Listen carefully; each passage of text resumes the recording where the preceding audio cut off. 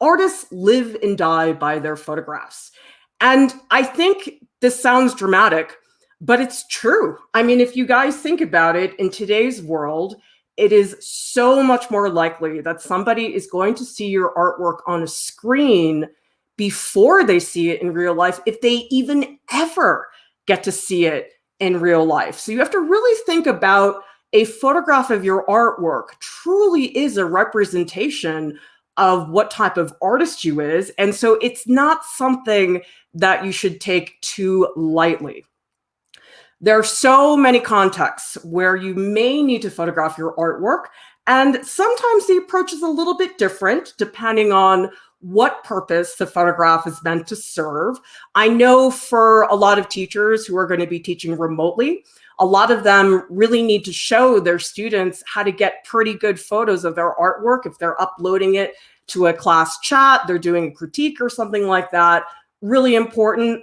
Those of you who are preparing portfolios for art school, really important to have good photographs. It really can make or break your opportunity. Usually people have really good work, but if they have poor photographs, that does make a difference in terms of the way your work is perceived by an admissions committee. And I would also say for social media, a lot of people are posting their work on Instagram, and so we'll review different ways to do that. And also, I would say any artist who has a website, and you should if you're working professionally, you'll need photos for that as well. So after looking at this, you'll realize that, oh my gosh, why would I not want to photograph my artwork if any of these circumstances are ones that I will be using in the future? What you're really striving for when you photograph your artwork is accuracy. And what I mean by that is that you represent pretty much what the work looks like.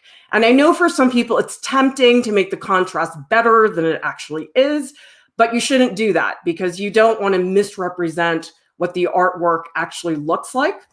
Because a bad photo, it really can make or break your artwork. I was once on a committee, we had to select an artist to receive a fellowship. And there was one artist, we really liked their work, but honestly, the photos were so bad that we felt we couldn't really give an accurate opinion on the work because the photo wasn't very good. And so for that reason, that one artist, they were out of contention because of a bad photo. Look at the difference. So this image that I'm showing you here, this is an architectural model that a student made. And so this photo I'm showing you right now is a photo of the model that a student shot, okay? Look at this. This is the exact same architectural model, but it's been shot by a professional photographer. And if you guys compare and contrast between these two images, you can hardly believe that it's the same artwork. And it's because things like angle, the lighting, the background, all of those things really can make or break the artwork and the way people receive it. One thing that I tell people to do is if you're going to take the time to take good photos of your work, shoot tons and tons of photos all at once. Sometimes people say, oh, I'll just snap a photo. That's all I need. I only need one photo of this painting. You shouldn't do that because sometimes what can end up happening is you thought it was in focus, but it turns out it wasn't. And so when I shoot photos of my artwork, I shoot a ridiculous number. So if I'm shooting 2 paintings, I might shoot 20 photographs because you know something, guys? It's so easy to delete images. It is no problem if you have too many images. But if you don't do a good job, you shoot too few, it's like, oh man, I got to go back and do that all over again. And let's face it, as artists, we did not get into this profession so we could spend time editing photos.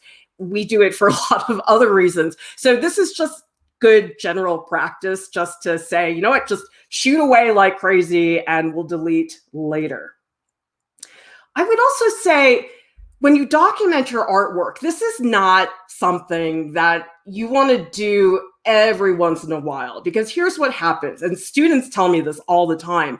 They say, oh man, I haven't shot photos of my work for so long. I'm so backed up. Oh yeah, I'll get around to it. And then what happens, it feels like such a big, insurmountable task that then you end up putting it off even more.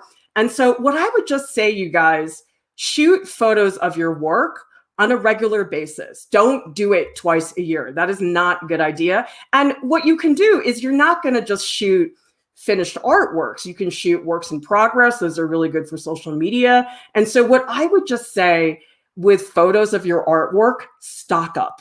It does not hurt to have a lot of photos. It does hurt to not have any and have a gallery call you and say, we need the photos tomorrow morning. And then you go, oh my gosh, I have to do that right now. And it's really late. So make sure that you have these photos really ready to go. Let's talk about some of the differences between equipment, because as Peyton M is saying, I don't have any equipment for photography since I have a recent model of a cell phone. I use the professional photo option for social media. So what I'm going to tell you guys, you don't need a DSLR if you are posting, for example, only to images online. And it's better to have a DSLR for an art school portfolio, but you can totally get away with a smartphone. And so the only circumstance, you guys, when I really think you need to have a DSLR camera is if you are printing a hard copy catalog. Let's say you have an exhibition at a gallery and you're printing this catalog that has all the images from the show.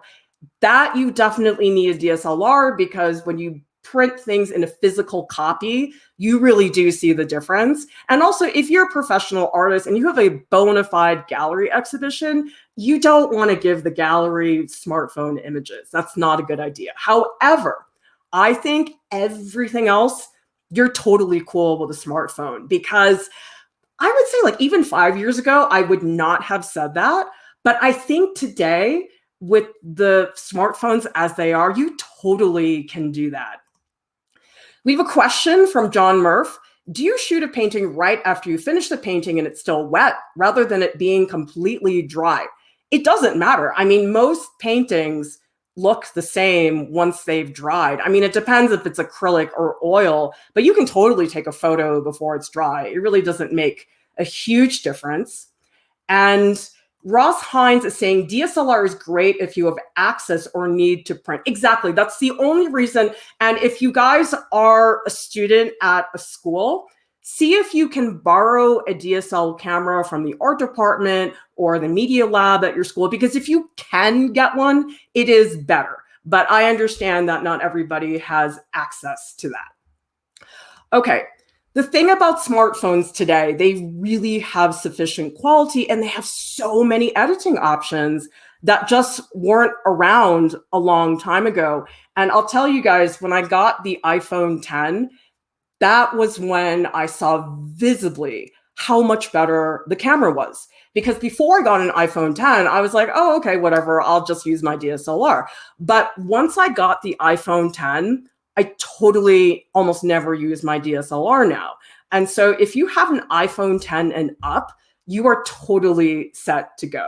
I would not worry about the DSLR. The DSLR is great, but it's not a noticeable enough difference if you really are having trouble financially affording it. Now, DSLRs really range in terms of price. You can get a new one, usually it's like $800 or something, but there's so many used ones out there that are really good. And I would recommend the Canon Rebel series. We shoot all of our studio tutorials at Art Prof on a Canon Rebel. They're really reliable, really strong cameras. So the cool thing about these smartphones is that, wow, you can do a lot of editing.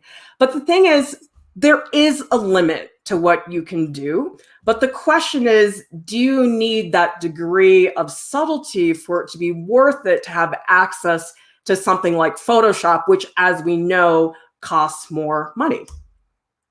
The one thing I will say, if you edit on your smartphone, don't use the filters. I know it's tempting because everybody uses them on Instagram to make their photos look better and stuff like that. But when you're shooting your artwork, the adjustments in the filters on a smartphone, they're really exaggerated. Like if you look at the photo on the bottom right, that's one filter and it totally changed the color of the image. Like that is way too dramatic. You guys don't want to do anything like that. And the one filter I will say you should use on a smartphone, it's the one that's called mono on an iPhone. And basically all that does, it just takes the photo that you have and it turns it into a black and white image. And so you really can't mess up with that filter. So that filter I think is very, very useful on a smartphone, but the rest of them I think really are a little bit too much. Photoshop is way more versatile. There's a million more things that you can do in terms of editing, but you guys really can live without it. It's really fine. I know Photoshop is not cheap either because it's a monthly subscription. So I would only get it if you really are working professionally and it seems like something you really need to invest into. Everything else you guys can totally do on a smartphone. Now, here's the thing though. This is a general practices thing. It doesn't matter what you guys are doing in terms of equipment or software. Photoshop and your phone, they can't fix a bad photo. Don't make that expectation because I think a lot of times people, they really cut corners in terms of the quality of photo that they shoot. And then they say to themselves, oh, well, that's no problem. I'll just fix it in Photoshop. Sometimes you can fix it if it's a crop, that's really easy. But other times, if you shoot a blurry photo, you're not going to fix that in Photoshop and you're definitely not going to fix it in your phone. And so sometimes it feels like, oh man, I don't want to do that extra work to set things up. But you know something? Having to shoot a bad photo and then end up having to reshoot, that takes way, way longer, you guys, than to just do it right the first time. So it's much better for you guys to just really focus on a good photo. Let's talk about 2D artwork. And in the second half of this lecture, I am going to talk about how to photograph 3D artwork as well. I'll show you guys multiple techniques. Ross Hines is saying some districts at the high school level have Photoshop licenses that can allow students to access it. Ask your teachers. Great suggestion. Yeah, sometimes you don't even know it's available to you. So that's a really good idea. Students, ask your teachers what's going on. Satan Takes Me is saying, how do you know if the photo is good quality? Sometimes I really can't tell. I'm going to show you, okay? I'm going to show you guys examples of bad photos and examples of good photos, and you'll be able to tell pretty clearly after you see that.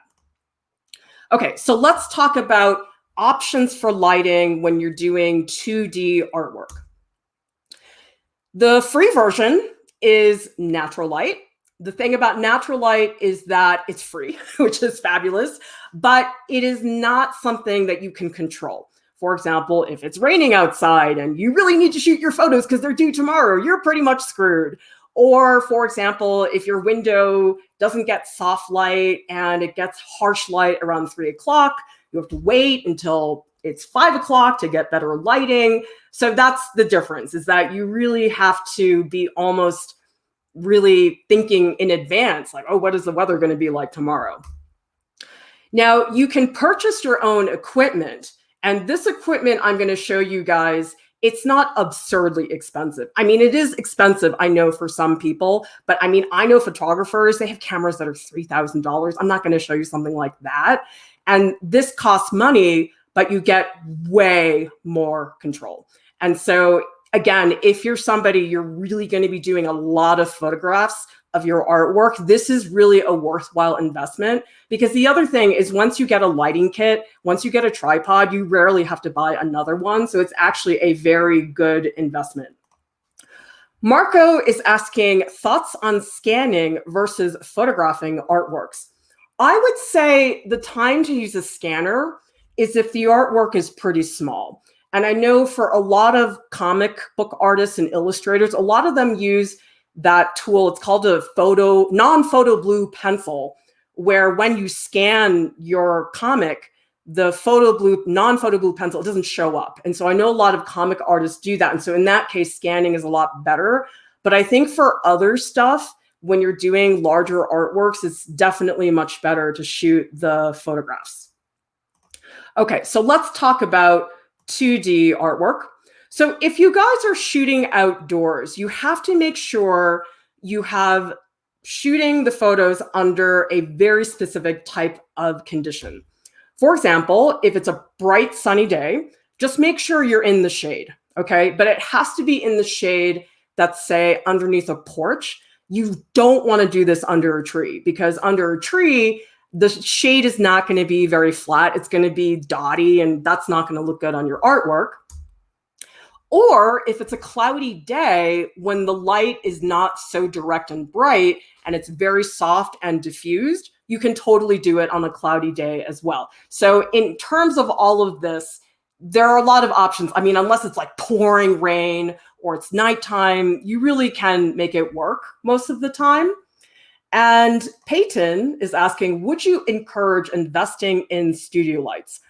I would say, Peyton, if you can, it's much better, just for the flexibility reason, especially when we get to 3D artwork, it becomes even more important. But again, I understand not everybody has the ability to do that. Totally fine to do the free version, which is what I'm going to show you guys in a little bit.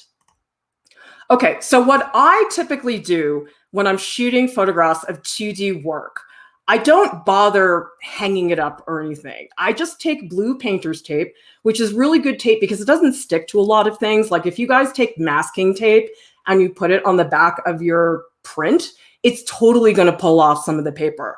The blue painter's tape, it's so mild that if you just stick it on the back of a print, you can take it off and it will not damage your print. So that's why I recommend doing the blue painter's tape.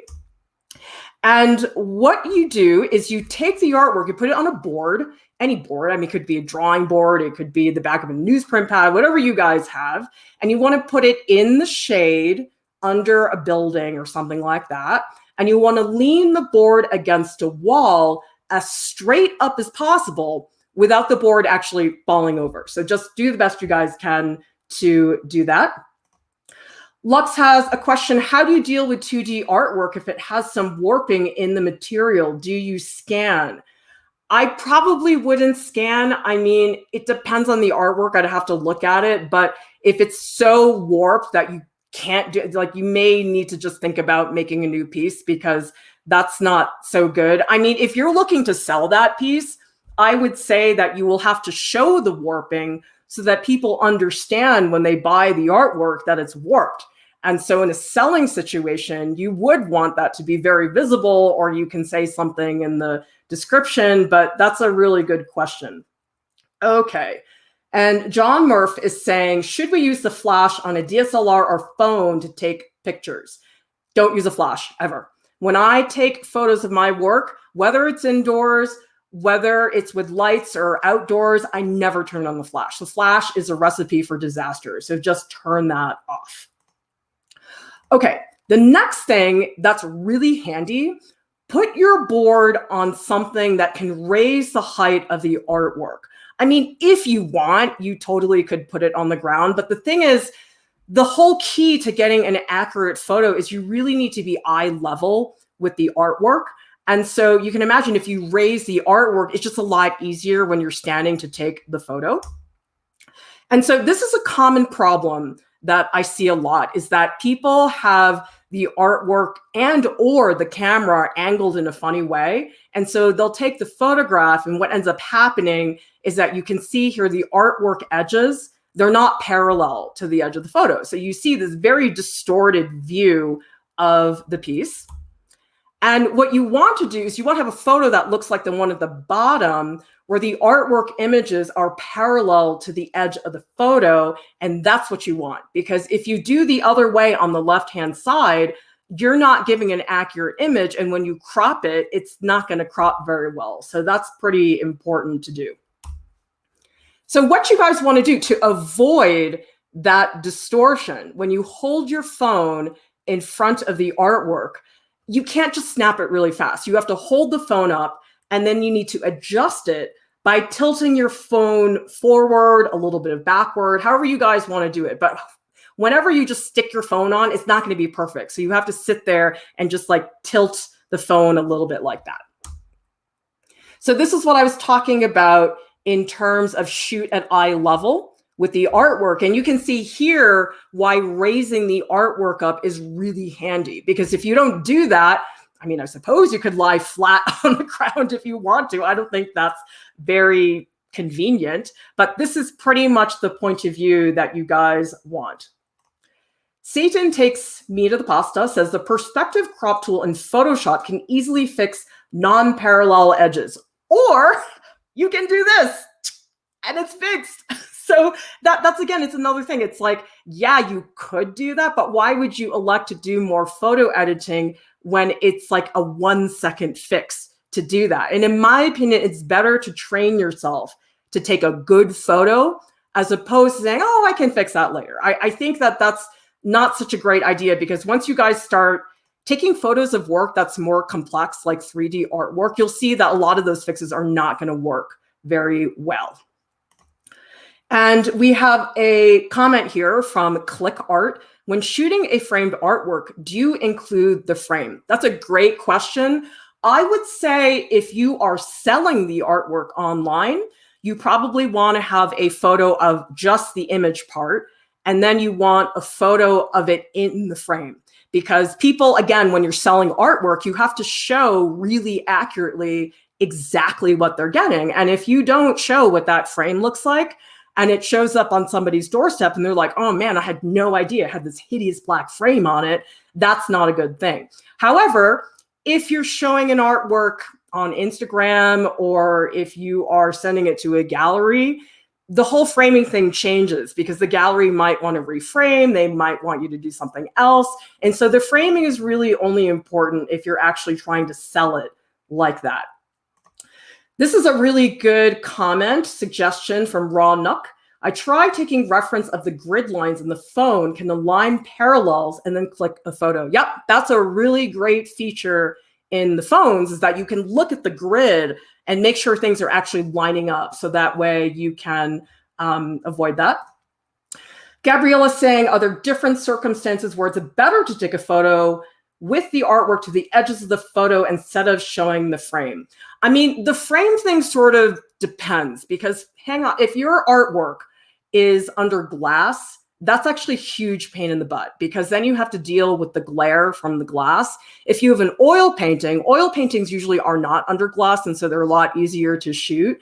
But I would say in general, you probably want to take a picture of the artwork before it's in a frame, so that way you don't have to worry about the whole glass thing.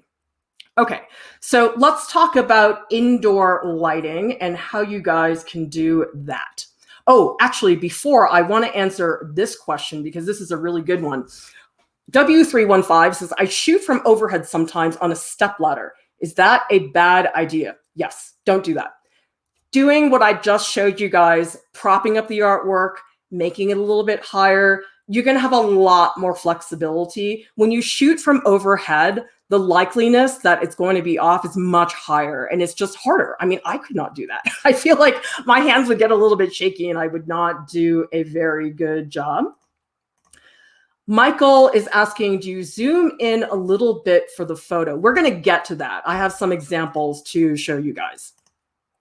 Okay, let me just give you guys, again, idiot's version of indoor lighting. And I'll tell you guys, this stream is as much about what to do as it is about what not to do. And so this is a quick primer. If you have your average incandescent light, a light bulb that's in, say, a desk lamp that's at your desk, those tend to have a warm yellow tint. And they're also very, very low in wattage. They're like 60 to 100 watts. You also have fluorescent lights, and fluorescent lights have a cool tint to them, and they're really low in wattage. You can see they're like about 15 watts. And usually what happens if you shoot with fluorescent lighting is the photos are way too dark. I mean, what you could do in a DSLR is you could change all the settings, but of course it's a pain in the butt. I mean, it's a lot better to just get better lighting. You shouldn't use either of these, okay? Both of these versions are terrible for shooting artwork, okay? If you guys want to shoot outdoors and you want to use lights, this is what you guys need. You need to buy photo floodlights, which are cool, and they're really powerful. They're 500 watts. And this is the company that I recommend. It's called ICO. They make this kind of flood light. It's called Supreme Photo Flood. The thing I would say, you guys, though, if you decide to buy these photo flood lights, they get really hot, like so hot that you totally could burn yourself. So if you are done for the day and you've been using the lights for a while and you turn them off, don't try to take the bulb out right away, because you're totally gonna get burned. They're just really, really powerful lights. And you don't want to set up a photo flood light next to somebody or something that's flammable, because it's just not a good idea. Vlad is asking, how do you avoid glare on glazed varnish paintings? I'm going to get to that, so we'll come to that at some point. Again, idiot's guide, okay? If you guys don't want to deal with the whole, is it tungsten? Is it tinted yellow? Is it blue? If my wet, just set it to auto, okay? That's what I do. I mean, I'm sure there are photographers out there who would just totally tip their nose up at me and say, you are such a caveman when it comes to photography. But you know what, guys? If it works, it works, and it's fine. This is exactly what I use on a DSLR camera. Now, natural light, what's really great about it, it's cool. It doesn't have that annoying yellow tint that you see very often in a lot of photos. And again, you can fix that in a manual camera with settings and all that, but I'm guessing a lot of you guys don't want to bother with that. The other nice thing about natural light is it's very strong. And so unless it's like a really cloudy day, you're going to get pretty good accurate colors and your photo is going to look pretty bright. And what you guys are going to be looking for, you want soft, diffused light that's coming from a window to shoot indoors, okay? You don't want that time of day. You know when light is coming out of a window and it's like really harsh light to the point where you could trace the window pane on the floor? You don't want that, because that's not going to give you very good, even lighting.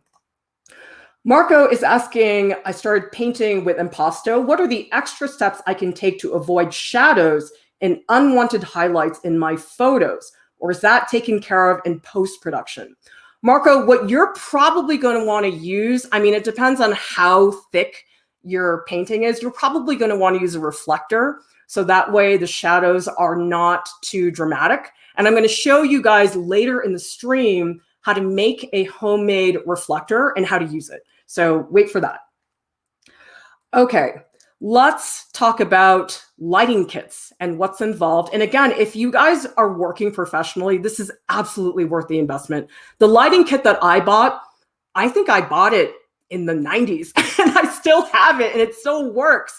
And so it's really not something that you're going to run out of anytime soon. So usually you can buy a kit. You can buy stuff separately, but honestly, the lighting kit is the best deal, because usually what you end up getting is you get 2 stands and then you also get the 2 lights. So the lights are the black part that you guys are looking at there. And then the DSLR camera, if you can afford it.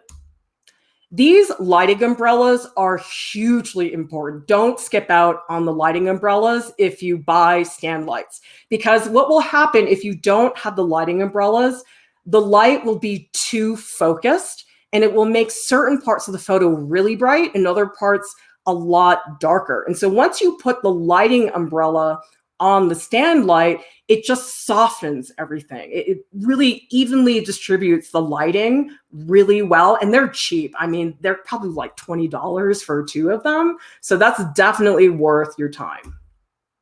A tripod is fabulous to have, and you can get a tripod that's not that expensive. So it doesn't have to be one that is super high end.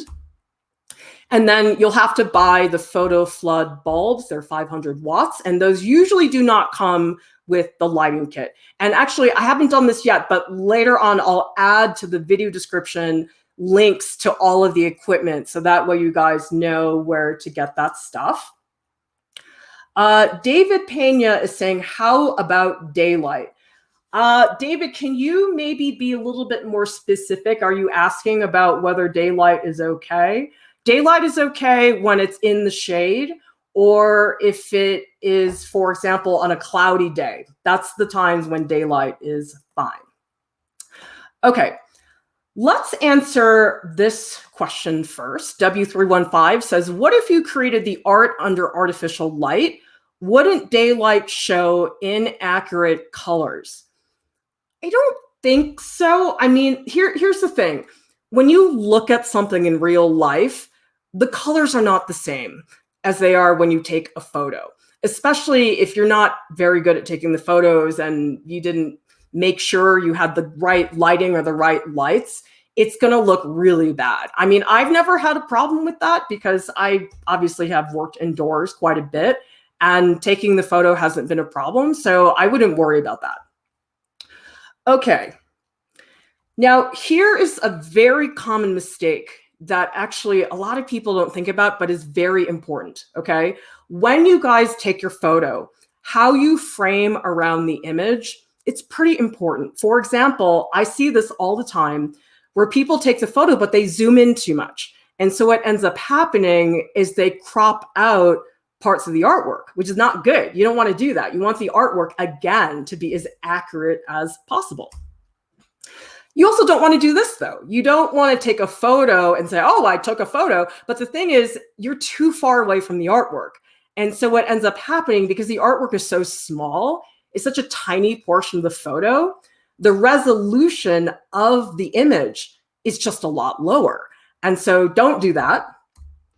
This is just about right. So you want to shoot the photo so it's zoomed in as close as you can to the edge of the artwork without actually cropping it. And so what you're doing here is you're maximizing the resolution of the artwork. So the resolution in the photo is as high as possible. Very, very important. This is a question from Vance Wright. I'm a textile artist. Much of my work has textured thread extending off a 2D plane. Would you recommend profile shots of the piece to showcase the 3D nature? Absolutely. With 3D artwork, you really cannot get away with a single shot, especially if that's important to you in terms of the work. And so I definitely always recommend for 3D work to shoot 3 photos minimum. Now, it depends on the artwork. You could, in theory, have an artwork where maybe that 3rd photo is not necessary, but for the most part, you almost always need at least 3 photos. Okay, so let's go over the framing one more time. You don't want to zoom in too much. You don't want to do it too far. You want to do it so it's just right. So the important thing, guys, here is just there's so many things you just got to avoid. Like that's half of the success of taking a good photo of your artwork is avoiding all of these problems that I see people do all the time. Okay, so that's the original photo. And then that's what you end up with as the final piece, which is a true, accurate representation of the actual artwork. Let's talk about focus.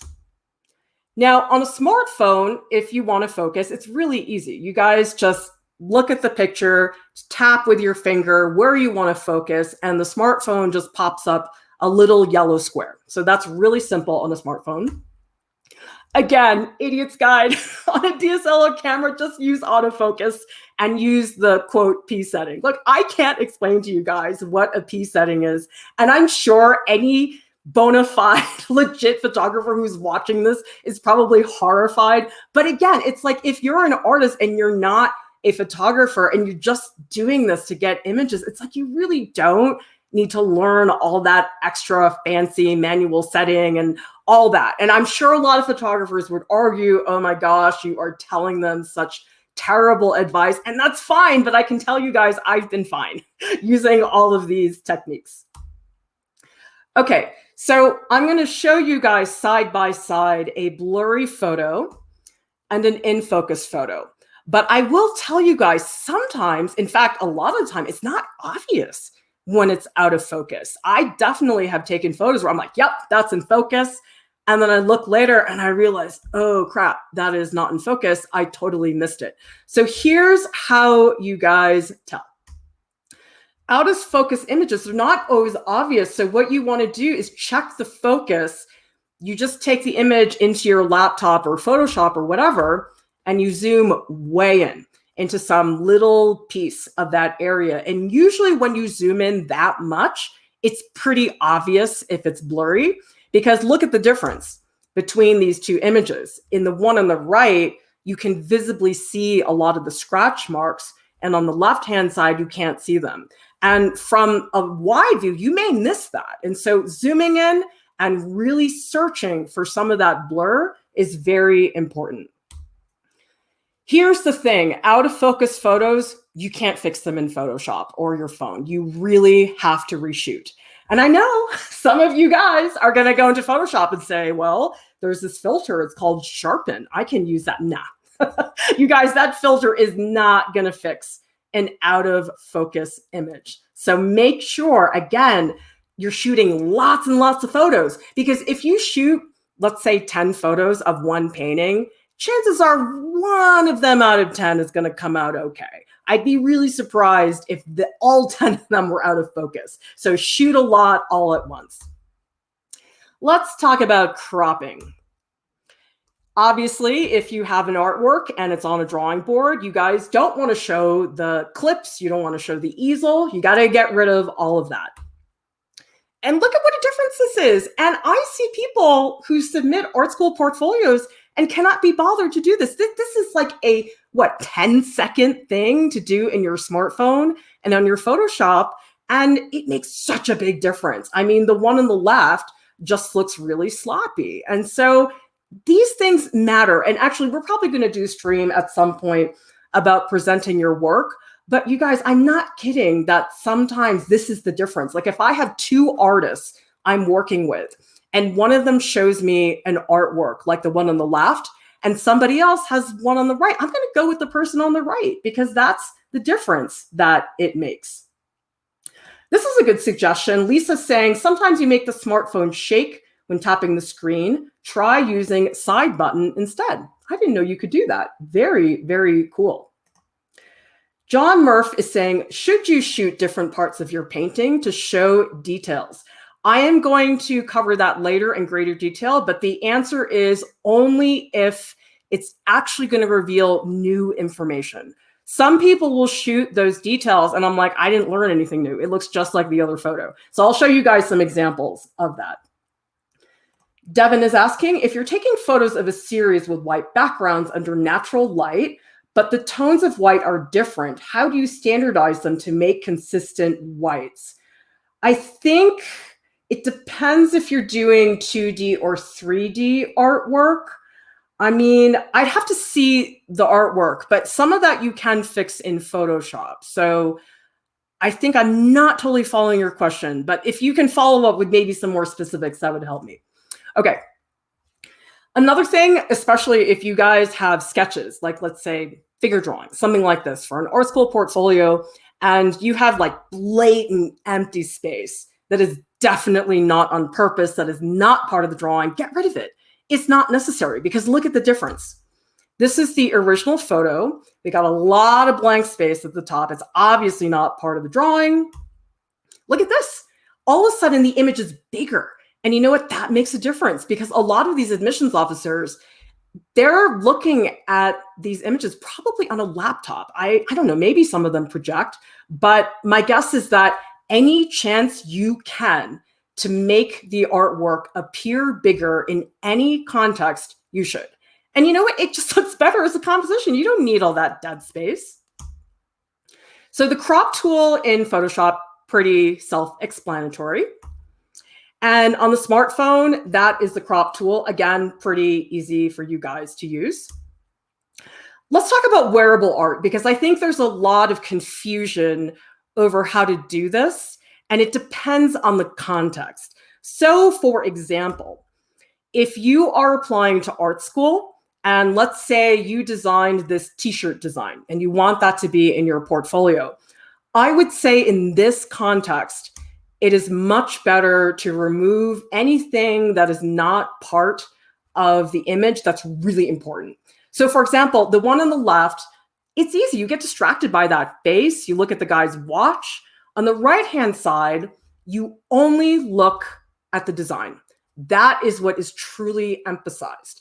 And so it's such a big difference, you guys, when people can just look at the design in a very clean manner instead of looking at some guy's face. Now, here's the thing, you guys. And by the way, we have information about art school portfolios on artprof.org. On social media, it's different.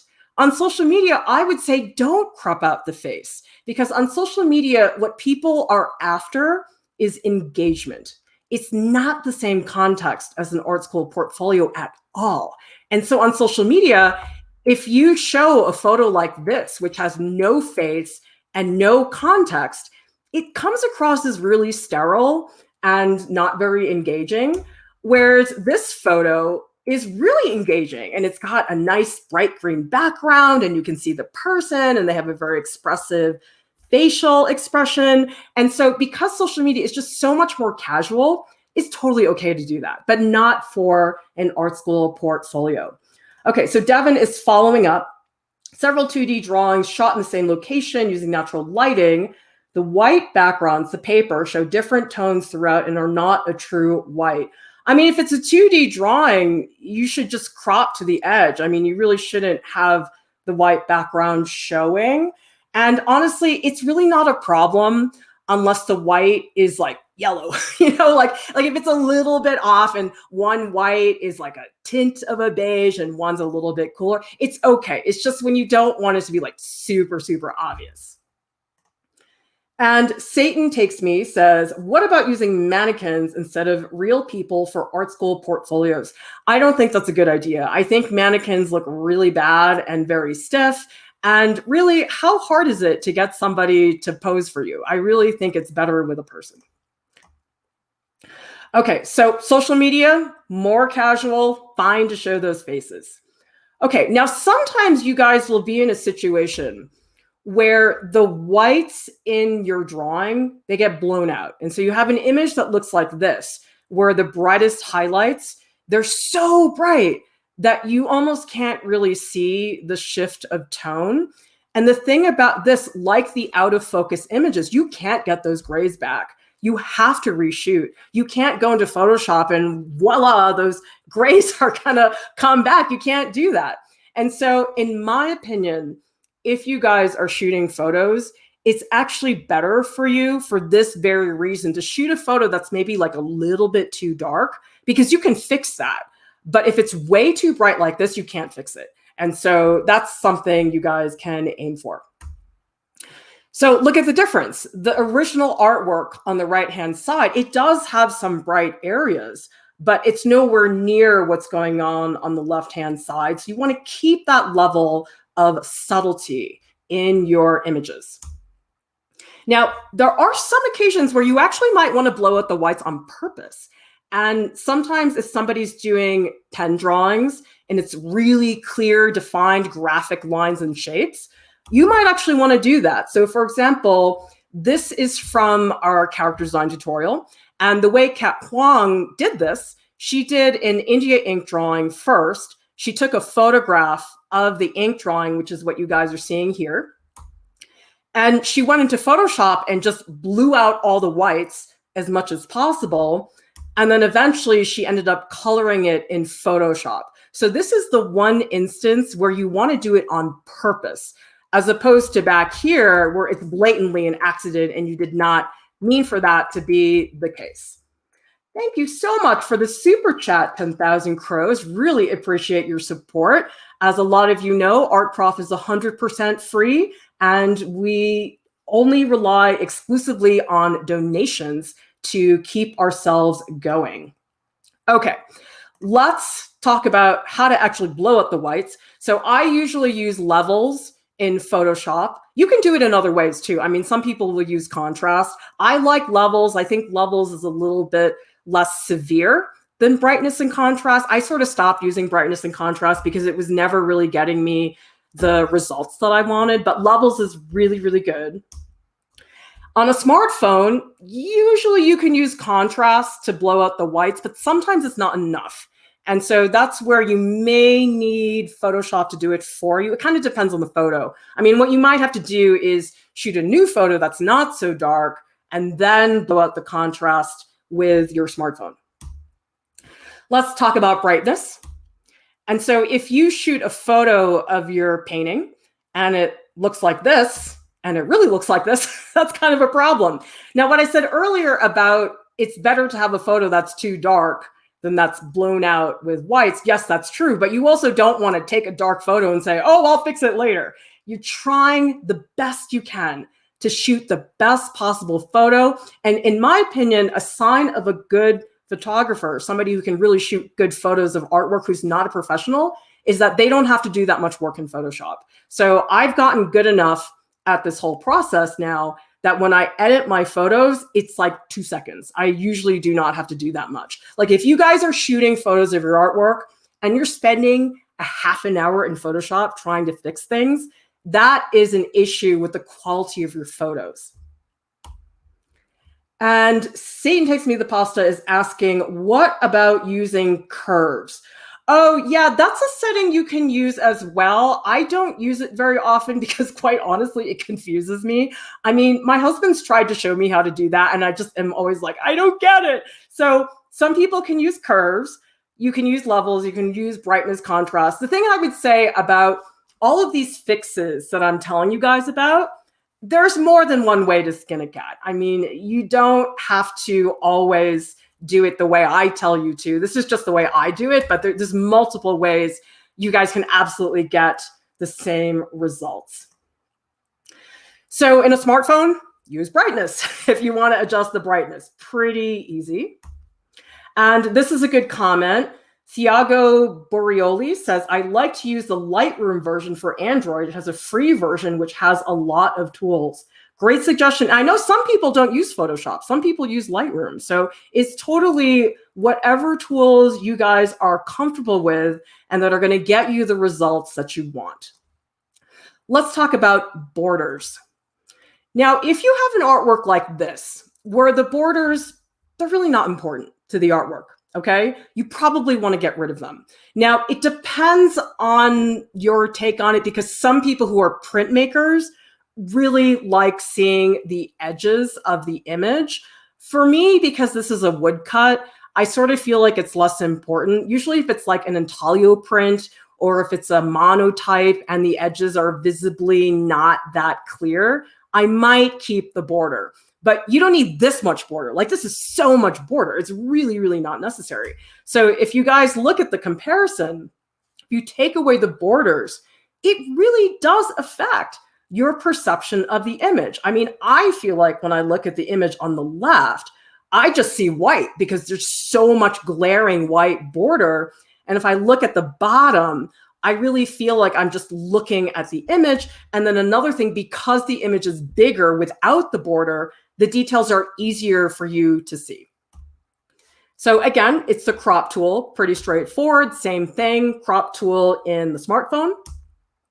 Here's an example where I think it's a bad idea to crop the border. So this is a monotype. It's done with a jelly plate. And you can see that the print does have a rectangular-like shape, but it's not perfect. Like, especially if you guys look at the bottom, that's really not that clear-cut of a border. So if we went in and we cropped it, in my opinion, this really does change the artwork to the point that it is no longer an accurate photo. So a lot of this stuff, it's really case-by-case basis. And ultimately, you guys have to decide on your own exactly how you want to present the work. But to me, the one on the right is not an accurate representation of what the artwork actually is. Let's talk about warmth. Usually you'll have situations where the colors are too warm. So you can see this painting on the left-hand side way too yellow. And this is a much more accurate version. Or sometimes the colors are too cool, and then you correct it to get the correct version. And so usually in Photoshop, I'll use color balance. But again, people use different things. I mean, you can use hue, you can use saturation. There's a lot of different ways to do it. On a smartphone, usually warmth will take care of it. That's actually a pretty easy setting in the smartphone, which pretty much gets good results. So I recommend that. Let's talk about saturation. Oftentimes you'll take a photo, maybe the lighting conditions were not fantastic, and you end up with an image that's just too dull compared to what the actual piece is. And so you want to brighten it up. Saturation is how bright and intense the color is. And you can see the image on the left, which is too muted. It very much looks like it's very dull. And you don't want that to be the case, because this print that I had, it really was like this fluorescent, like neon green. It was a really cool color that I liked a lot. And so in Photoshop, pretty much just use hue and saturation. And in a smartphone, they do have a saturation setting that you can use as well. And I want to say thank you to Tom G for their super chat. Really appreciate your support. Thank you to everybody who supports Art Prof. We rely entirely on donations to keep ourselves up and running. Okay, let's talk about even lighting. This is the most difficult thing with 2D artwork. The other stuff, yeah, you can mess it up, but this is the one that people really struggle with. So here's an example of uneven lighting. Let's say you have a figure drawing that looks like this. If you look at the top part of the drawing, that area is pretty dark, but when you get down to the bottom, it's really bright. And that's a problem because it's hard to see the image when one part is dark and another part is light. So if you look at the figure drawing on the right-hand side, wow, what a difference. I mean, it also helps that the one on the right doesn't have wrinkles in it. And so what somebody had asked earlier about a warped painting or drawing or something, like if you have a drawing and it has wrinkles in it, like the one on the left, don't use it because that just looks terrible. And it's newsprint. Nobody's going to buy that. It's not an archival material. So if you look at the image on the right, the brightness of the background is the same throughout the entire piece. That's what you're aiming for. So again, uneven lighting, you can't fix it. You've got to reshoot. And I know some people say, oh, you can use the clone tool and you can do, oh my God, what a headache. I'd so much rather just do it right the first time and get much better results. So really what you need, you guys, the problem with uneven lighting is you have to have the right lighting situation, which is what we talked about earlier, which is the diffuse light, the light stands. That's what you need to have. Usually people get uneven lighting because they just have the wrong lighting situation. That's really it. Let's talk about glare. Oh God, oil painters. I am sorry. You guys have to live with the ghost of oil paint glare. It's just the worst thing. Like, this is the one issue with photographing artwork that I just think is so awful, and it's so hard to do well. So I'm going to show you guys what glare is and how you can try to fix it. Glare is really common in paintings. It's basically where the reflection of the light is so bright that it will make these areas on your painting that are supposed to be dark very bright and shiny. You also get glare sometimes in graphite drawings, because graphite drawings, like if you draw really, really dark and you fill a whole area, graphite drawings have a sheen to them. And so you can end up with glare in graphite drawings as well. Ronuk is saying some artists do flat lays where they have some of their art supplies laid with their artwork. They say it adds an insight into process. Is that better than to just display your artwork? The quick answer is I think that's cool for social media, not cool for an art school portfolio or a gallery. And I'll show you guys examples later. Another trick, you guys, those of you who are like mega painters, photograph your paintings before you varnish them, because oh my God, like once your painting is varnished, it's the end of the world in terms of glare. And so that's a really good trick, especially with acrylics. A lot of people, they just don't even think about that and they just varnish it right away. And then you're like, oh man, it's 3 times more shiny than it was before. So make sure you guys do it before you varnish. That can help a little bit. Okay, so let's talk about different ways to deal with this. Here's the difference. I mean, you guys, we talk about accuracy, and a lot of people do this. This is so common. I see it all over the place. And there are very different versions. Like the version I'm showing you guys, it's really blatant because I want you to see it really clearly. Sometimes you look at a painting, it's just like a little touch of glare. And sometimes you can fix it in Photoshop if it's really minimal, but most of the time it's better just to take a good photo. But it's not always this obvious. Sometimes it's like a little glint in the little corner. You got to reshoot. This is not something you guys can fix easily. So to avoid glare, what I recommend, don't do indoor lighting, okay, with the stand lights. You can, but it's hard. And I have definitely done it, but you have to like keep moving the stand lights. Like you have to shift this one forward and move one back and move this one this way and tilt this and tilt that. Like it takes forever and ever and ever. I have definitely had artworks that were so big or so unwieldy that I had to do them indoors. But I would say that if it's possible to shoot your oil painting outdoors, it's much better. You'll get better results. I think with a stand light, you really need to be a good photographer to make that happen. It's just really hard with stand lights.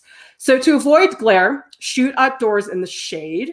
And really what this comes down to, you guys, it's tweaking the angle of the painting until you don't see glare in the camera. So don't put down the painting and go, oh, I see glare. It's not going to work. You don't do that. This is what you do. This is very anal retentive, but it works, okay? And you can do this from the side too. I'm just showing the frontal version, but you can tweak it from the side as well. So you keep tweaking the angle of the painting until you no longer see glare, okay? So look at this. Here is the painting standing as upright as possible. Maybe that doesn't work. Then you tilt it a little bit. Maybe that didn't work. Then you're going to tilt it a little bit more. Now you see though that because the painting is tilted, you have to change your angle. You can't do eye level anymore because you're going to get extreme distortion. So the whole thing about images with glare, it's all about like, move this way, move this way. It's like a little bit at a time. You're not going to hit it out of the ballpark the first time. So for example, this is what your camera might be showing, which is having the painting just straight on. And then we bring the painting forward a little bit so it's a little more tilted. And then you can really tilt it. And if you guys look at how the painting is positioned on the, I guess that's a cooler. I'm sitting outside my porch. And you'll see it's changing its position on the cooler. And that's where the angle is changing as well. And so here it's standing straight up. And this is your camera view. Here, I've tilted a little bit. It's not severe. That's the camera view. Now I'm really tilting it. And that's the camera view. So it's tweaking, you guys. It's like a little here, a little there. And if your painting is like this, and this is not working, what I just showed you guys, take the painting and tilt it this way or tilt it that way. I mean, you can do all kinds of tilting in different directions until you get the right glare. And then you have to change your camera, like tilt your camera this way or tilt it that way in order to get it. It's a pain in the butt. I mean, I have to tell you, oil painters, I do not envy you guys in terms of taking photos. Johnny is asking, do you have the painting sitting on that bright white cooler lid to reflect light back onto the painting? I do not, and I'm not sure that that would help because the natural light, it's so powerful that I don't think that the cooler would make a big difference. What's in the cooler? Oh God, you guys don't even want to know. Like we packed all this food and then we forgot about it. And we've been here for a week. It was horrific. Yeah, so anyway, let's see. Amy is saying, live in Seattle, shoot when cloudy, problem solved. It's true. It is so cloudy in Seattle all the time. It's such a cool, like misty atmosphere. Okay. Let's talk about desaturating. If you have an artwork and it's in a black and white media, for example, charcoal or India ink or something like that, it's a really good idea to desaturate it. Even if you think it's fine, do it anyway, because it makes a difference. So this is a very extreme example, and I'll show you one that's a little bit less extreme. If you know it's a charcoal drawing and it comes out like this, it's yellow, that's no good. So what you do is you go in and you desaturate it So it literally turns into a black and white image. And so here's an example where the photo really is bad. But if you're just desaturating, it's really fine as long as the contrast and the tones are working okay. And this is a good comment from Johnny that I want everyone to see. Once tried to eliminate glare using a polarizing filter, didn't work well. Yeah, glare is not something you can fix in photo editing. You really have to just get a much better photo. Okay, so this image, it's not as noticeable. In fact, a lot of people might look at this photo and say, it's fine. Why do we need to desaturate it? But look at this, you guys. If we go here, it looks better, right? It's like it's more clear, and we know it's a graphite drawing, and so it takes 1 second to get this to be done. And again, this is the difference, that like little tint in a charcoal drawing or an India ink drawing, it does make a difference. So I think really good just to get rid of it. And in Photoshop, you can use hue saturation. And in the smartphone, this is the one filter that I do recommend, which is the mono filter. It just makes it black and white. Don't use the other ones. There's another one called Noir, and there's another one as well. Noir pumps up the contrast a little bit too much. Mono is a lot better. I think mono does not do anything to the contrast. Paris is saying, how do you suggest getting a clear photo with a low quality camera? It's hard. I mean, I would say if you have a smartphone that's not from 10 years ago, you're probably fine. If it's a really bad camera, there's probably not a lot you can do with it. So try to just get an up-to-date smartphone. That's why, honestly, upgrading my smartphone, sometimes I feel a little silly doing it, especially when my phone is totally functional. But the thing is, you guys, I use it so much. It's ridiculous for shooting and documenting my work. Like, to me, it's worth upgrading to get the quality of camera. And of course, it depends on everybody. Not everybody has the ability to do that, but if you can, I definitely would.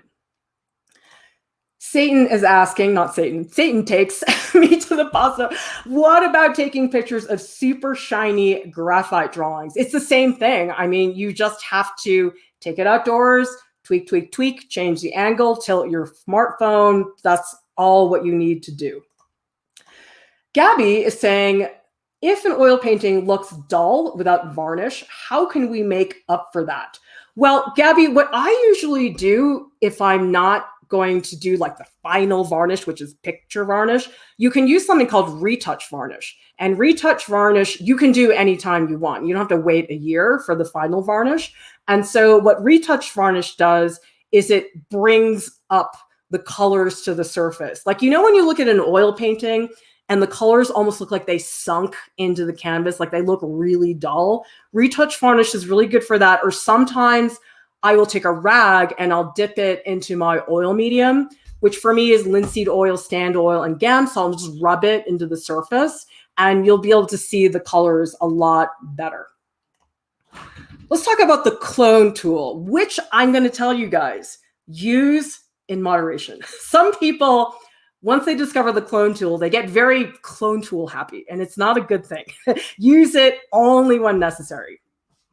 So the clone tool, if you're using Photoshop, you just tap S, and there is no clone tool that I know of in a smartphone. Maybe there are apps or something where you can do it, but I don't think the iPhone has one. Correct me if I'm wrong, you guys. But anyway, if you use the clone tool in Photoshop, basically what it does, it selects color from part of the artwork. So this is a grayish figure drawing. It'll pick literally that gray that you click on, and then you can use it to fill in little gaps like this. Now, again, some people might look at this photo and say, I don't see what's the big deal. That's just like one little sliver and who cares? Or other people will say, oh, just crop it out. But sometimes that little sliver is shaped in a funny way so that if you crop it out, you're actually losing a lot of the image. And so this is actually a really good tool to have on your belt for very specific circumstances. Okay, good. So W315 is saying there are few apps with the clone tool. Okay, terrific. And so this is the difference. You take the clone tool, you select whatever tone of gray, which is near that area, and then you get rid of it. Such a small thing. And what a big difference, you guys. I mean, the thing is, you guys, all these differences and changes, they add up. Because if you have 5 little things wrong with your photo and you don't fix any of them, it's obvious. If you fix all of them, it's like, wow, it looks really good because I fixed all 5 things. Really important. Okay, shadows. This is very common. This is, again, another reason somebody asked earlier about shooting overhead. If you shoot overhead, this is very common, where all of a sudden, depending on where the light is in relation to you, that you end up casting a shadow on the artwork and it looks terrible. And this, you cannot fix this. You have to reshoot the photo. So you just got to really make sure when you're shooting, you don't have these photos. And if you do the setup that I showed you on my horrible cooler, you will not have this problem. This happens when people try to shoot overhead and it's really not so great. Okay, so this is a question somebody asked earlier about taking a photo of your artwork where you're showing the tools, maybe you show the still life. And it's true, people love seeing this type of thing because I think a lot of people look at artwork on Instagram because they're curious. They want to know, how was this made? What were the tools? And on social media, this is totally cool. I think it's great. I think people love it. And it's a more casual context. And again, the whole point of social media is engagement. And if you get people to look, you get them to engage, that's all that really matters in terms of social media. We have a quick question from Paris. Do you guys have an upload schedule posted anywhere? We do. It's on artprof.org, and you want to click on live streams and lectures. Now, if you have an art school portfolio, though, don't show your tools. This is a formal context, okay? You're giving your portfolio, you're applying to an art school. It's being reviewed by admissions committee officers. This is a completely different audience than the people who follow you on Instagram. So this image that I showed you guys earlier of the still life and the color pencil would do great on social media. It looks bad in an art school portfolio. So this is what I'm talking about, that the context of the artwork does sometimes affect your choices in terms of making your artwork. W315 is saying, what's the Band-Aid tool in Photoshop called? Works well instead of clone sometimes. I can't remember. You know, I don't use the Band-Aid tool that much because I find it much less reliable. I feel like, doesn't it look like a teardrop? I can't remember. I never use the Band-Aid tool. I like the clone tool a lot better. Let's see. Satan takes me to the pasta. I once tried to use the clone tool to remove my cast shadow. Yeah, no. That is not going to happen, you guys. Oh, this is it. Okay, it's the spot healing tool. Thank you very much for that information. Okay. So again, if you guys want information that's even more specific about art school portfolios or social media, taking photos, watch these 2 videos because they really have way more information and a lot more depth than what I'm going to go into right now. Okay, so in theory, if you guys are doing multiple fixes to one image, this is the process. So you have the original photo. Here I'm cropping it. You guys can see I got rid of all that extra space that's at the top. And now here I desaturated it. What a difference. I mean, it's a little thing, and this does not take a long time to do, you guys. The thing about these tricks is that they're not time consuming, but you have to know how to do it. That's the trouble. If you don't know the tricks, then it's really, really difficult to do. Grapes and Apples is saying, should we add extra stuff like flowers when taking for social media or not? When will it make it more aesthetically pleasing? For social media, that's fine. I just think that you want to do it in moderation. I don't think you want to put a giant daisy in the background because maybe that'll distract from the image. I mean, there are a lot of people, they'll sometimes take a small drawing and put it in a bush, and the bush gives a little texture, but it's not super distracting. So you can, it's just that you ultimately want the artwork to be the most visible. Okay. Look at the difference, guys. I mean, some people might say, oh, it's fine. It's not fine. It's so much better. And if you're applying to art school, why wouldn't you want a little bit of an extra leg up. This makes such a big difference, guys. And then the other thing is, if you're applying to art school, most people who are applying, they do have the intent of working professionally. These are just good practices. And the thing is, you're not going to stop doing this at some point. If anything, you're going to do more of it. So this is really, really good general practices. Kevin is asking, what if the paper is wrinkled? Yeah, in this photo, it's a little bit wrinkled. It's not that bad. I would say that you probably don't want to use it if the wrinkling is so obvious that it just looks really bad. You probably just want to use another image. But I think this photo I'm showing you guys, this one to me is fine. Like, I think you can totally live with this. Here's one that required way more tweaks. Okay, here's the photo, the original. Way too yellow, lots of wrinkles. So I cropped in, I brightened it, and then I adjusted the warmth because the image was way too yellow. That's a big difference, you guys. That's 3 changes that really make the piece look way, way better. We have a question. What about taking pictures of gesture drawings that have very light strokes for a portfolio? Well, you don't want them so light that you really have trouble photographing them. If you're doing everything that I asked you to do and it still looks bad, your drawing's probably just too light. So it's probably not a good idea if that's the case. I mean, I shot a graphite drawing tutorial at Art Prof. We haven't released it yet, but Song Kang, who does the tutorial, she has such light, delicate graphite stuff. It took me forever to set the camera and the lights to pick it up. It was really, really hard. And I had people helping me. And so I would just say, don't bother, just make another piece. I think that would be a lot better. Kevin is asking, can we incorporate cast shadows and other elements intentionally as part of the final photograph and art piece? I probably wouldn't, unless the cast shadow is part of the artwork. If you're making an installation piece and the shadows are part of the artwork, that's fine. But if you have a painting that's hanging on the wall and you include a shadow that it casts on the wall, like, that's not helpful. I think it's better just to have the image. Okay. Sketchbooks. A lot of people will show their sketchbooks on social media and also in an art school portfolio. I really think it's fine to do either of these 2 options. I think if you lay it flat and you put it on a black surface and you can see the edges of the sketchbook, this looks great to me. I think this is fine. But some people do this. Some people don't want to show the edges, so they just crop the edge, and that's fine too. So I would say that either situation will work. Let's talk about layout, especially for art school portfolio people.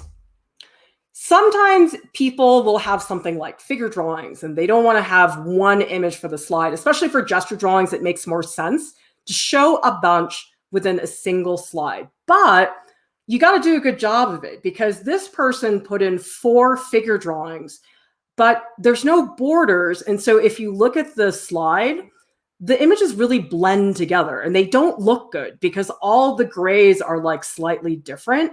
And it's hard to tell where one drawing begins and where one ends. So what I recommend, you guys, create clean borders. What a difference this makes. Like, you can really visibly see which drawing is which. And then I would also desaturate, because these are all supposed to be in charcoal, but you can see one of them's a little more blue, one of them is a little bit more brown. That you would definitely want to fix. And so in Photoshop, you can use the rectangle tool to create white borders. You can't do this in a smartphone. Maybe there's an app. Some people, I think, might say, oh, use the layout app. But I don't like the layout app because you can't make it anything but a square, I suppose, because it's really used for Instagram. I much prefer to do this in Photoshop. It's a lot better. Also, consider the color of your border. I mean, this is an image here. I don't know why this person chose to put a pink border, and it's really distracting. Like, I actually spend more time looking at the pink than I do at the image. And then look at what happens when you make the borders white. It's like all of a sudden you are really looking at the artwork now. So don't get fancy, okay? This is not the place, guys, to try to get creative with graphic design. That is not what you guys are trying to do here when you're showing your work for an art school portfolio. John Murph is saying, I was looking at an art school. Some want to see the edges of the painting like the edge of the canvas. They want no editing done from what I've read a while ago. I've heard the thing about the edge of the canvas. And yeah, I mean, if a school says they want that, you should definitely do that. But this whole no editing, I don't think that's very useful for people, because I don't know anybody who doesn't Photoshop or tweak a little bit later. So yeah, okay. Here's another thing. Sometimes people are working in particular genres like character design. You want to look up what a character design sheet involves. Like usually these are called turnarounds, and there are really particular ways that people set this up. And you can see this is just a plain image with just the 4 different views, but oftentimes character sheets have something more like this, where maybe it's more of a formal layout. You can see in this one, this is by Jordan, one of our teaching artists here at Art Prof. They're showing some of the accessories, some of the sketches. And so character design sheets, what I would say, you guys, look up online what character design sheets look like. Don't just make it up. Like look at the different options, see how other people are doing it, and pick one that you think is really going to work good for you. Phoebe is asking, so are neutral colors good for borders then? I would say in general, white or black. Now, it really depends on the artwork. Let's say the artwork is really dark and the white is going to be too bright. You might want to do something like gray. But yeah, I just think in general, something on the black, white, gray spectrum is going to be better. This is another problem I see a lot in art school portfolios is people jam too many images onto a single slide. And another problem with this slide as well is the backgrounds are really busy. Like this looks like really cool artwork, but the thing is there's so much stuff in the background. And on top of that, there's 9 images. Like you just can't process these images. And it just makes it really, really hard to see. Kevin is asking, is scanning ever preferred or discouraged? I mean, to me, Kevin, if you get the results you want, who cares? Like, it doesn't matter if it's scanned or if it's photographed. The one time I think scanning really is necessary is if you are a comic book artist and you used a non-photo blue pencil, which the scanner does not pick up. That's one reason where you really have to use a scanner. Otherwise, you have blue lines all over your whole drawing. But other than that, it's like, who cares? Whatever gets you the best results. I mean, a lot of people don't have access to scanners. I don't have a scanner. Scanners are expensive. So a lot of people may not be able to get one. Here's another situation where you have, again, too many images, but on top of that, the images are not related to each other. Like the 6 images at the top, those make sense to me. And if you look at the next slide, they look great. When you have 3 on a single slide, you can see them clearly. They definitely belong together. But if you guys go here, it's like, what? Like, why is this beautiful graphic design in purple at the bottom being put next to these beautiful ink drawings? It's like the artworks are great. There's nothing wrong with the artwork. It's just that you're doing the artwork a disservice because we can't focus on one. We really just want to see one thing. Paris is asking, what kind of art would you consider unacceptable for a portfolio? I would say anything with hate speech, anything that has got racist symbols, things like that, definitely not okay. Maybe there's something else I'm forgetting right now, but that's the most obvious one. A lot of other things can really go. And what I would say, Paris, look at our art school portfolios guide, because that has everything you need to know. And you can always ask us here on YouTube or on social media. Okay, now sometimes if you're, say, a printmaker and you're doing multiple versions of the same print, that's sometimes nice to show. I just wouldn't show, again, like 9 versions. Like I think if you show 2 versions and they're very different from each other and you think that they're really good as a pair, you can definitely do something like that.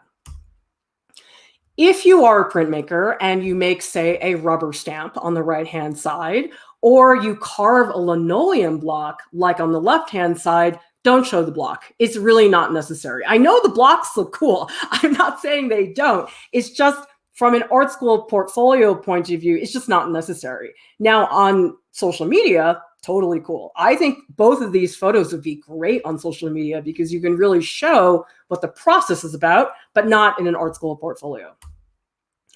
Don't do this. Don't add text into the artwork in the photo. So you can see here, I've typed in the artwork information. So I've written it's in crayon, it's 16 by 20. This was a project I made for my art class.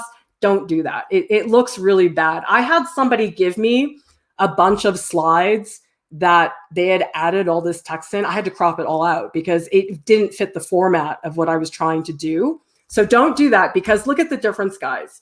It's so distracting and not necessary. And if you're on social media, add it to the text caption. If you're applying to art school portfolio, you're probably applying through something like Slide Room, in which case there's usually a little text box, which is where you can type in that stuff. So don't clutter your photo with this extra text. It's not good.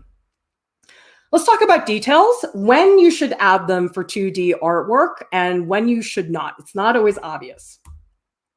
For example, this is from our scratchboard tutorial, and Song Kang, who did that tutorial, did incredible details in this piece. So if you look at the whole piece like this, and then you look at the detail view, you really do see something new that was not visible in the overall image of the whole artwork. That is the time for you guys to add a detail. But you know what? I'll tell you, most of the time, a lot of 2D artwork does not need a detailed view. Sometimes it's great, but I think most of the time you really don't need it.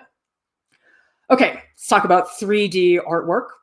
If you guys thought 2D artwork was hard to photograph, oh man, 3D, 3D is so much harder in that there's just more factors. There's such a broad range of different types of 3D artwork. It's just a lot trickier, but it doesn't need to be. There's a couple simple things that will just infinitely make your photos better. All right, again, I'm showing you guys this example of the same architectural model taken by a student, the exact same model shot by a photographer. 3D artwork, much more so than 2D artwork, can be severely misrepresented. And it's incredible how differently something can be perceived if you have a really inaccurate photo. I mean, Sarah Z, who's a contemporary artist, she does these incredible, intricate sculptural installations. She shoots all her own photos, which is kind of crazy because you would think, oh, somebody who's that prestigious and well-known, they totally have the money to hire a photographer. But after I've seen her work in person and seen how intricate it is, I look at it, I'm like, oh my God, if I were her, I totally would do that too, because you want the work to be well represented. Here are some of the common problems you will get with 3D artwork. Oftentimes people will make a background. It's two different colors and it looks really bad because the top part is the wall, which is white, and the bottom part is brown. You don't want to have this horizon line that shows because usually people will take the artwork, they'll put it on a table, and then there's like a white wall. And yeah, this is way better than this. I mean, this really does not look good. But the thing is here, you can still see that horizon line, which does get in the way. And some people might say, oh, you can get rid of that with the clone tool. You can, but it's like you can fix it so much faster and easier with the technique that I'm going to show you guys. Sometimes people don't even bother with the backdrop and you end up with these really crummy looking backgrounds that are just packed with whatever. So you don't want to do this. Backdrops, you guys, so important for 3D artwork, unless it's site specific. Like say, for example, you created an outdoor sculpture and it's sitting on somebody's lawn. Obviously, you're not going to do a backdrop for that, but all other artworks that are fairly small in scale, they're going to need a backdrop. Now, the backdrop color is very important. And I think in general, these are the colors that work the best. Black, white, any range of gray, depending on the artwork itself. Off-white is fine. I wouldn't do something that's like beige. I think that doesn't look good. But light brown is good as well. It should be a very muted brown, though. You don't want like burnt sienna. And you can see that the backdrop, depending on what it is, it really shows and highlights the artwork. So you don't look at the backdrop, you look at the artwork. And especially an artwork like this, which is an unfolding Lotus book, you need those different views because you need to show that, okay, this is what the book looks like when it's closed, and this is what the book looks like when it's open. Here's an artwork where it's this bronzy color, so I opted for a nice bright white background. I really don't recommend you guys use fabric. That's honestly everybody's first impulse is, oh, I want to do a backdrop. Let's get a bed sheet or something like that. Don't do it, guys. It always looks bad. Inevitably, there are wrinkles. And I know what you guys are going to say. You're going to say, oh, just get out your iron. And it never works, you guys. It's never perfect. Like there's always a little something. Don't use fabric, okay? Paper backdrops. They're smooth, they're clean, so much better than using the fabrics. You guys got to choose the backdrop color based on the color of the artwork. So does everybody see how in this photo, the student has a white sculpture, but they picked a white backdrop. And so here, I actually really have trouble seeing the sculpture because the sculpture and the backdrop, they're just too similar. And the sculpture does not pop out. So pick the background color to create contrast. However, there is such a thing as too much contrast. So let me show you guys what that is. Look at this. You have a black backdrop, a gray backdrop, and a white backdrop. This is the exact same sculpture, exact same view. Okay. Now between the three, let me explain what the differences are and why ones are better than the other. Now, in this one, a lot of people might say, oh, well, it's a white sculpture. Black is going to be great as a backdrop. But actually, in this case, the brightness of the sculpture, it's so bright that actually the photo is too stark. And if you guys look at the photo, there really aren't a lot of grays. There's like one gray. And you can't actually see parts of the sculpture because they're sort of absorbed by this really dark shadow. So actually, this is not the best version of this particular sculpture. This one is really good, okay? Because you can see the sculpture really visibly. But if you guys look at the middle of the sculpture, do you see all that detail that you missed in the first photo? And that's because you have all these really nice areas of reflected light where you can see things looking really clearly. And then this one, I think, pretty clear. There are certain sections where the white sculpture almost blends into the background. So that one's not good. So between these three photos, it's the gray backdrop that is going to work the best. Let's talk about how to set this up. Usually this is what the setup looks like. You take a sheet of paper like this. You have the wall and then you have a table. So you take the table, you put it right up against the wall. Then you're going to get a neutral color backdrop. Again, blue painter's tape. You can use other tape. It doesn't matter. I just love blue painter's tape. It's just fabulous. And also, let's talk about cropping 3D artwork, because this is actually a little bit more complicated with 3D. I guess Blue Wolf Spirit is wondering if that was a tooth. It's not. It's actually a sculpture I made freshman year in art school based on a gourd, but I sort of messed with it a little bit, so that's probably why it looks like a tooth. It's not a very accurate gourd. Okay, now in 2D artwork, cropping is really obvious, but with 3D, it's not so much. But I do see this a lot where people shoot most of the artwork, but they'll crop like one little spot. That is not a good idea. For 3D artwork, you got to show the whole thing, okay? So let me show you the difference. This is an image where the artwork is cropped, and some of you might say, not a big deal, but look at this. This is better. It's not missing anything. Now, this is not the same thing as if you have a detail shot. A detail shot, of course, you have to crop something, but you got to have at least one photo that is the entire artwork where nothing goes off the page. Very important to show the whole thing. Now, in this image, it's way too much background, where it's like, oh my gosh, more than half the photo is the background. You can see this is good. This is like enough background that we can see the whole sculpture, but it's not so much that it takes over. So it's a little bit tricky with 3D. It's not quite as obvious.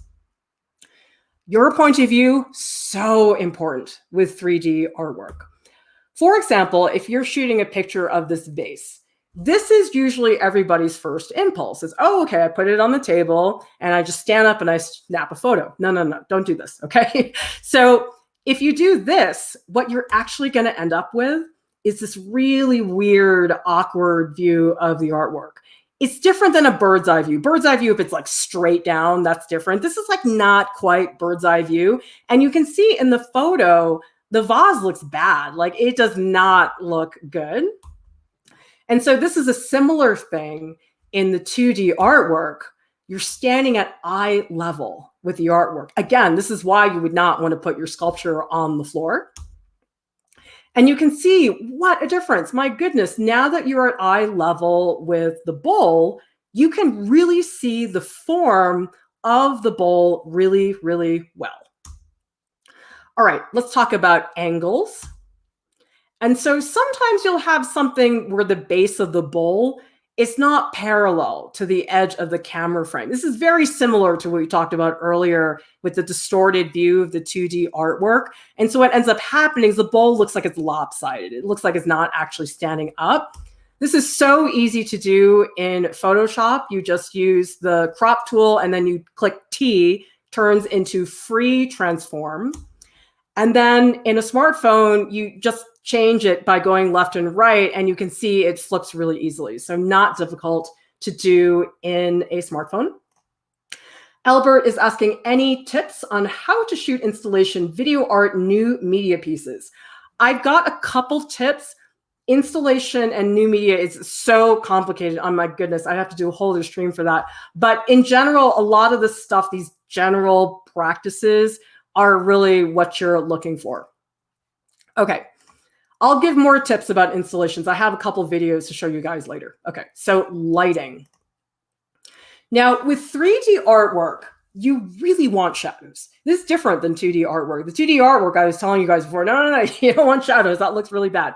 If you guys look at this image, this is an accordion book that a student made. And honestly, I don't know how they got this image. I think they like cut it out and then put it into Photoshop and made Photoshop shadows. I don't know how they did it. But the point is, this slide, it doesn't show the three-dimensionality of this artist book. But look at this one. This has really clear shadows and it looks three-dimensional. The ones on the left are the same thing. It's also a book, but it looks really, really flat. And so those shadows in a 3D artwork, they're actually very, very important. Adrian is asking, what backdrop do you choose when your sculpture is too large? Okay, well, in that situation, you want to find some interior space where you have a nice, clean, white wall and nothing on the floor that's messy. And you do the best you can. And I would go in and I would Photoshop out with the clone tool, like any nicks in the wall, because you're right. I mean, sometimes this artwork is so big, you can't get a backdrop for it. So you just get the cleanest wall you possibly can, and you do a lot of Photoshop because oftentimes the walls are definitely not perfect. Okay, let's take a look at natural light from a window is absolutely the way to go for 3D artwork if you can't afford a lighting kit. Soft and diffused, you'll get better colors and it's much stronger than your average light bulb. And so you can see what you do is you set up the artwork as close as you can to a window that has soft diffused light. And if you have a lighting kit with umbrellas, the hugest advantage here is that you can put that light anywhere you want. So if you could put the light from above, you could put it from the side. That's the main difference here with 3D artwork, which really honestly does make a big difference. Because if you're just using a window, you can't always put the light where you want it to be. And depending on the artwork, sometimes bird's eye light from above really is better. But you can't do that with natural light. However, with a lighting kit, you can. And so I would say if you guys are a totally 100% 3D artist, you want to work professionally, you really should get a lighting kit. I feel like 2D art is a little bit less important, but for 3D, it really makes a big difference because you can control the direction of the lighting. This is what you want to avoid, these cast shadows that are really harsh. They have very graphic, crisp edges. They're just distracting. They make the artwork a little bit less visible. This is a lot better, where you have a shadow that is there, but it's very soft and it's diffuse and it's small. It's not one that like goes off the edge of the page the way we're seeing here. Here you really focus on the artwork. Okay, we have this comment from Moses. They're saying, I feel for video would probably just be the video itself or just good screenshots if you're doing a portfolio thing. I mean, I would say for video, most colleges, they'll accept the video. That's fine. I mean, screenshots you really only do when you have to, like you have no other option. But a lot of places will let you submit a video. Okay, so look at the setup.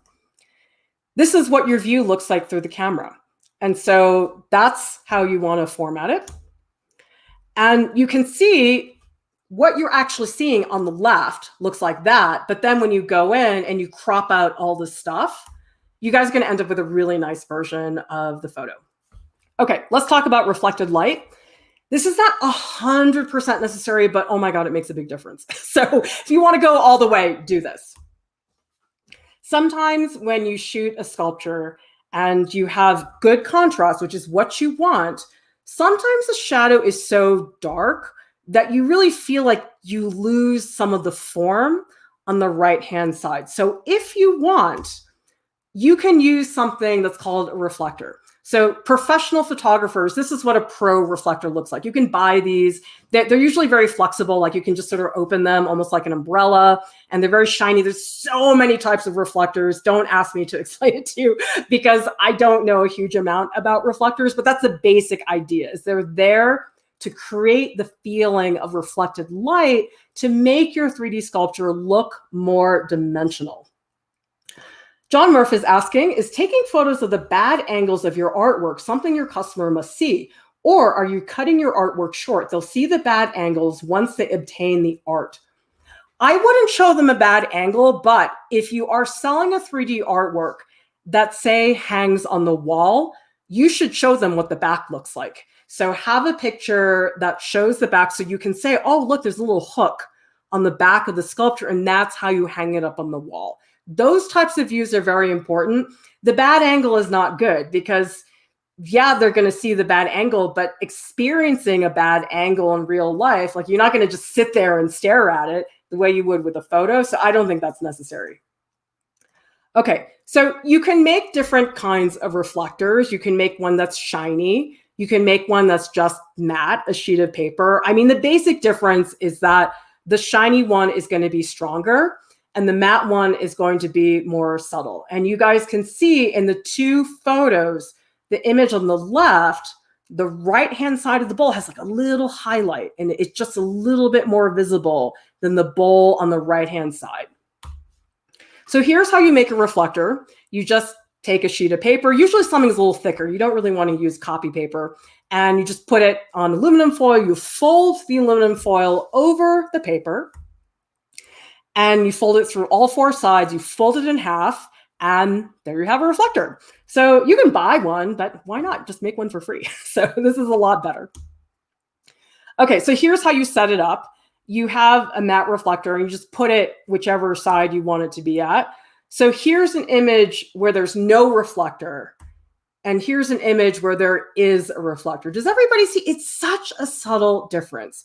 It's not gigantic and you really can live without this, but it's like that little extra mile you guys can go will make the work better. Now here's a shiny reflector that you can use. And you can see this is the artwork with no reflector. And now here's the shiny reflector. This is a big difference. And you got to be careful about the shiny reflector because sometimes it's too strong. Sometimes if you put it on at a certain angle, it almost blows out the shadow. And so I actually like the matte one better because it's a little bit less dramatic. But again, it depends on the artwork and what results you guys are looking for. Now, this one is how you have with the setup. Now you crop it and now you brighten it. And so again, with these artworks, it's multiple fixes. It's not just crop. It's not just brighten, it's all these changes that make the whole piece better. Let's talk about videos and how this might work, because this is tricky and new media is so diverse. It's really hard to give general practices, but here's my feeling about videos. Only shoot video of an artwork if the artwork actually has physical movement, okay? That's very important, because I know a lot of people think, oh, well, it's a video. A video is always better. It is not always better. In fact, most videos look terrible. So here is an example of an artwork that I think looks great on video. So if you guys look at this one, this is a light piece that plugs in and it changes colors. A piece like this, you definitely need the video. If you don't have the video, you will not understand what that piece looks like.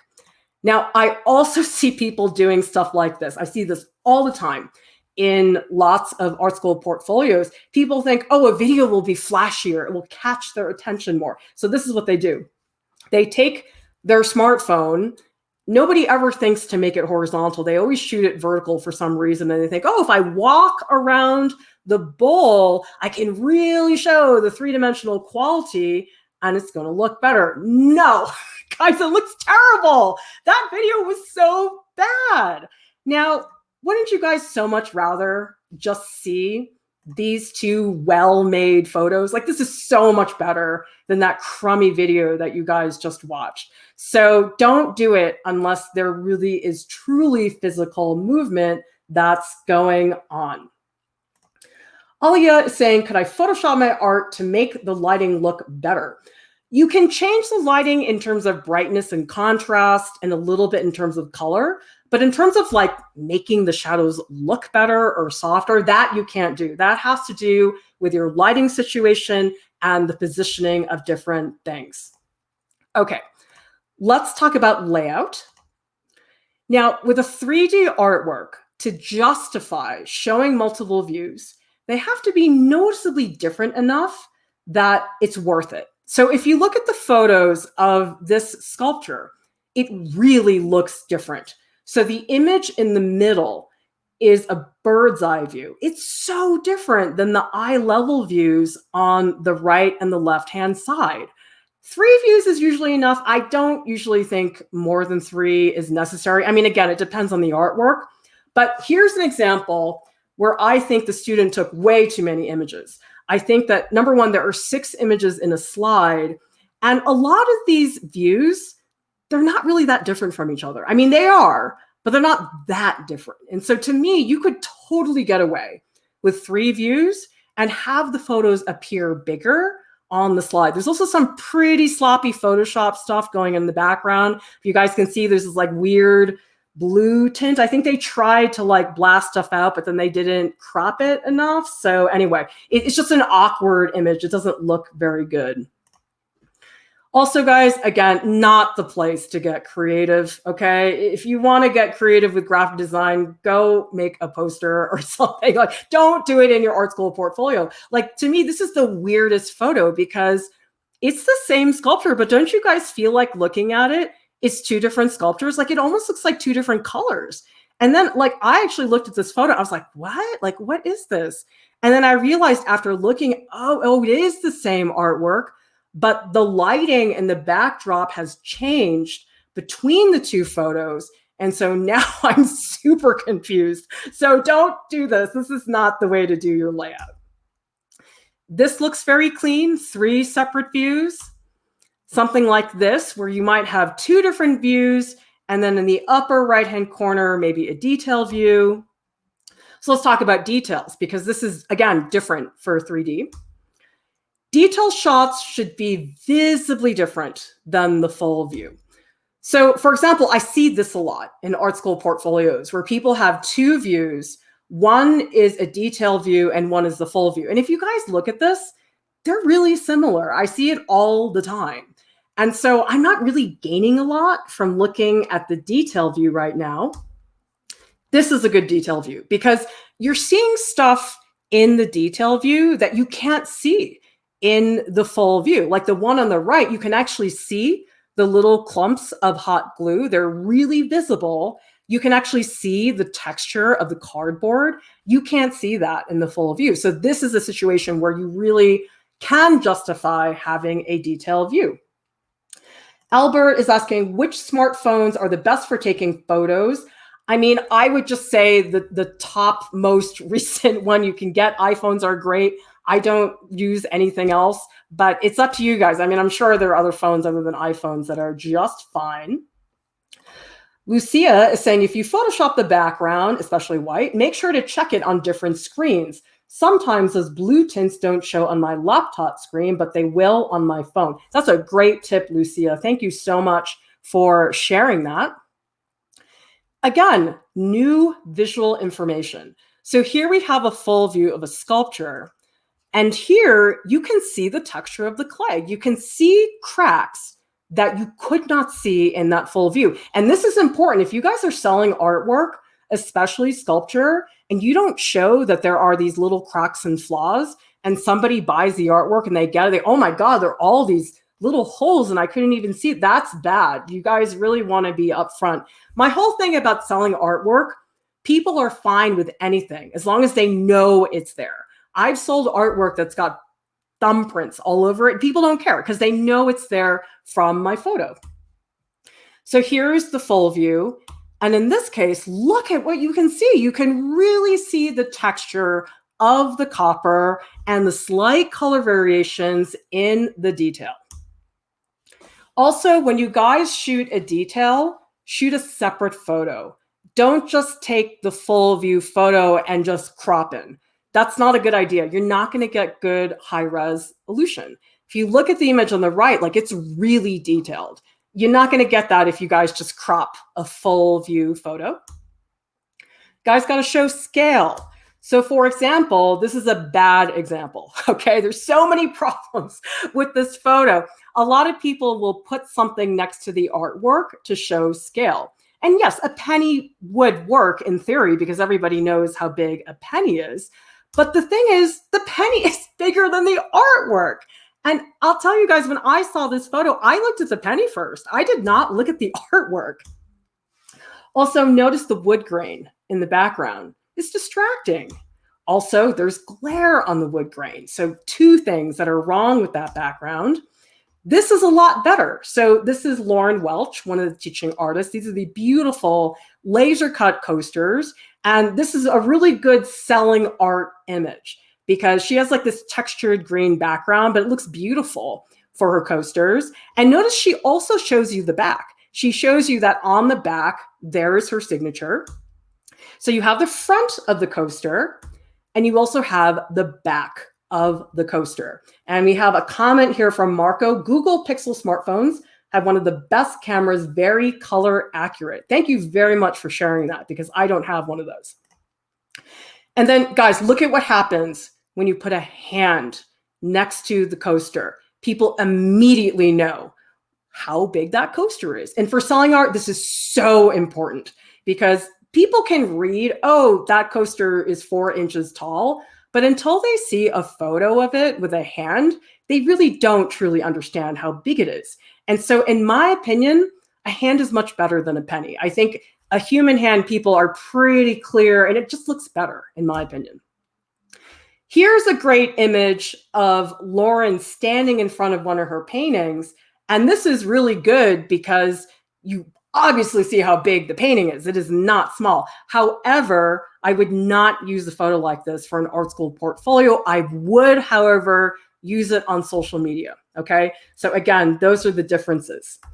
W315 is asking, is that a cloth background? Yes, it is. I believe so.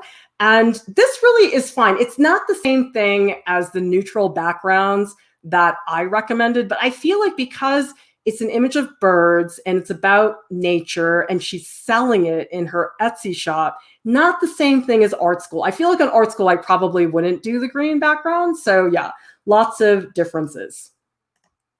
Okay, so good for social media, not an art school portfolio. And I would encourage you guys to check out artprof.org because we have this whole section that documents how to do this with visual examples. So if you guys go to artprof.org, you go to tutorials, project ideas, there are 2 links photographing 2D and 3D artwork. And we have a lot of examples, many of which I just showed you guys on those pages. I got to update this page, but there's a lot of information there in case you guys don't want to watch the video again.